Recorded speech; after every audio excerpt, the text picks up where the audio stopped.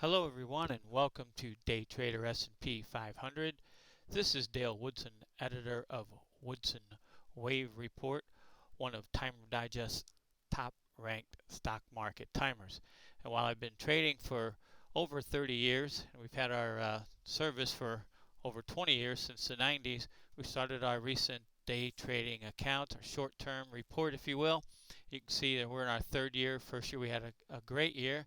Second year we had a down year, and third year we're off to a great start. So subscribers to our short-term report get those trades. And while we are well, we've been trading for a long time, but we're relatively new to YouTube, so we appreciate it if you subscribe, hit that reminder bell, and like our channel. We appreciate it. It'll help us out.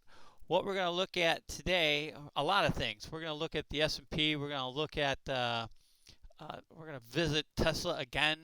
We're going to visit the Dow, and we had a request for the Nasdaq 100. We'll look at all those. And just a quick review here. We identified that expanding triangle, or wave 3 here, and then a fourth wave, A, B, C, D, E, expanding triangle 4, and this was a 5. So when we extended out the top of that triangle, this is a 1-up. Okay, so we were able to identify that high as it happened the day before. We put out a report on the 2nd, and that video, I'll put that down in the bottom there with all the notes. You guys can access that, where we actually called for the S&P and Tesla. Do we have that Tesla analysis there?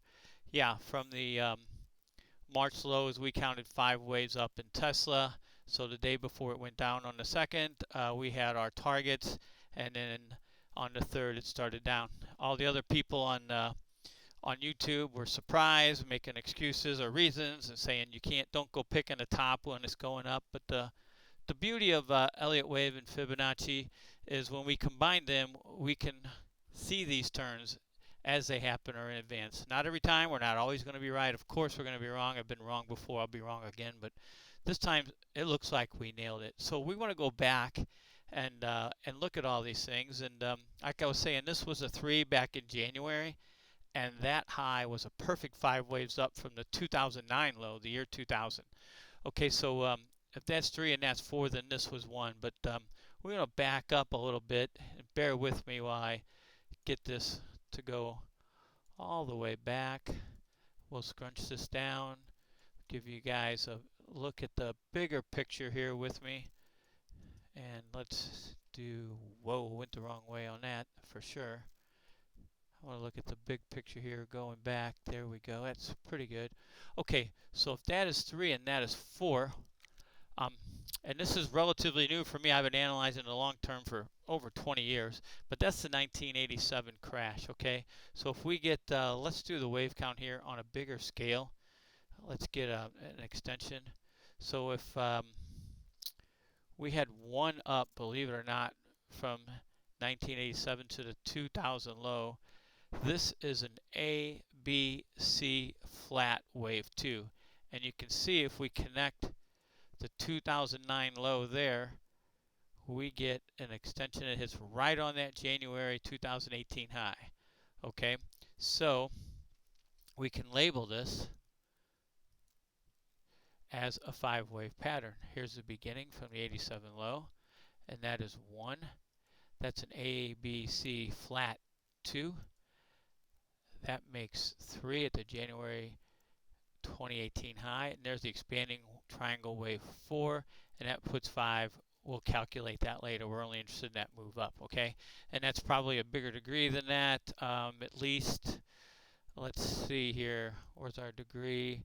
Yeah, cycle or super cycle. We'll get into all that bigger stuff later, but that is perfect. And then here we have on this 2000 to 2009, we have a flat correction, A, B, C. You can see the 2007 high didn't go much higher, fall if at all, from the 2000 high. So we got an A down 2000 to 2002, a B up to 2007, and a C down to 2009. Okay, and then there's wave 3, and there is wave 4. So that's a a look at the bigger picture, if you will, so we can put this in perspective. What are we looking at?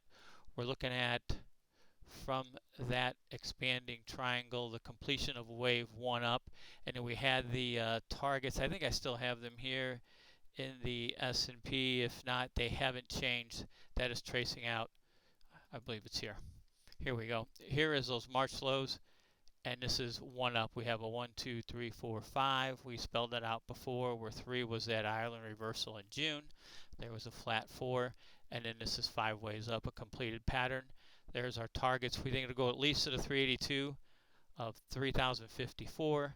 50% retracement is 2888, and the 618 Fibonacci retracement gives us 2722.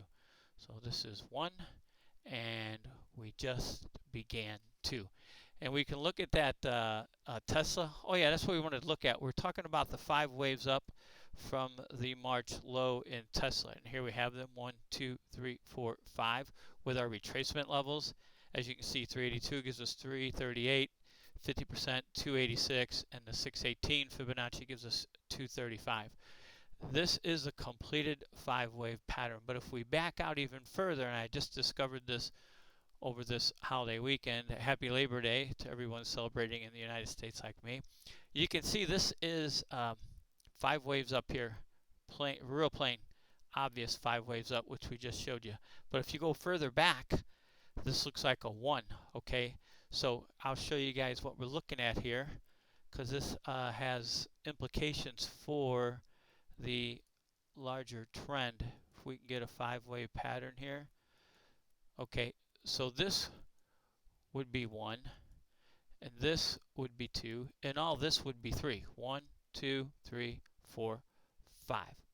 So those numbers we gave you that we were looking at were for the 4th wave low, which would be normal to go within the previous 4th wave of 1 lesser degree. So right in here we have 270 to 338. And let's look at that chart again. We're doing this on the fly here. 235, 286. One of those 2 Fibonacci retracements would be ideal for this 4th wave. Then we'd see a 5th wave to higher high. So we're going all the way back to 2019. That's a 1, that's a 2, and there's our 5-wave advance for 3. So look for that 4th wave pullback somewhere in here. Okay, and we'll detail that in a future video when we get more into the short-term wave count with Tesla. While we had requests for the Nasdaq, we thought we'd look at the Dow too.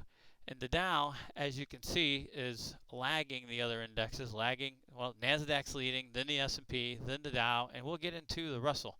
Okay, so there's the January highs, and there's the March lows, and as you can see, there's that June 8th, which was the island reversal, wave 3, and as you can see, 5 is a truncated 5th. It has not went above the previous highs in January. So one of 2 things is happening here. Either it will go to new highs, which doesn't look likely from here, or it's a truncated 5th wave. Let's see what we have here. We'll do our Fibonacci extensions for the Dow. There is 1, there is 2. You can see 3 is a near, and maybe my numbers are off just a bit. Perfect 1618. There's that June 8th high, and that's 3. And then we have a sideways 4 and a 5th wave, and it sure looks like a 1, 2, 3, 4, 5. So unless this extends, it's probably a truncated 5th wave, which means it doesn't get as high as it should. The 3rd wave is exact 1.618 multiple. Let's go look at this a minute. Let's go look at the 5 versus 1 and see how that Fibonacci extension looks. I just thought of that while we are doing this live. There's 1, there's 2, 4. Yeah, that would be a truncated 5th. 4 is here, so 5 would have to get right near the all-time highs in January, but it sure looks like a completed 5-wave pattern. It could still extend, so we have to allow for that, but it sure looks like this thing has ended. Okay. And we want to look at the Nasdaq 100. I left the drawings up there. Okay, here's the March lows, and it's way above the, as you can see, the previous highs in February. Unlike the other indexes, this thing took off, as everyone knows. But there's 1, there's 2, there's 3, there's a flat 4, and there's a 5th wave. We can see 5 waves in there, and that is where the Nasdaq 100 is retreating. And let's wipe these off here and get a retracement level for this 5 waves up. Okay, it sure looks complete. Let me get the retracement going here. There we go. There's the March lows. Get on it. And there's the highs. Okay, so we just hit at the 236. The 382 retracement gives us 10,235. 50% is 95.43, and the 618 is an 88.51 for the Nasdaq 100. The leader of the pack, the Nasdaq. The S&P is next, then the Dow, and not to be forgotten, the Russell 2000. We're looking at a daily chart. There's the January highs of this year, and there's the March lows. But look at the Russell. While the Dow didn't break the January or February highs, the Russell has not broken the August 2018 highs. So as you can see, we have a high, lower high. Oh, get another one here. Let's just do this. We'll do it with this guy here. A lower high and an even lower high. So the Russell is the laggard of all of them. The smallest caps are not participating in the Nasdaq bull market. The S&P just came along for the ride. The Dow's not there yet. Looks like a truncated 5th. And the Russell is not anywhere near. That pretty much sums it up. Again, we'll look for the S&P to retrace to these targets. We've got Tesla targets here for that 3rd wave, and that'll be a 4 and then a 5, the new highs, just like we got the S&P 500.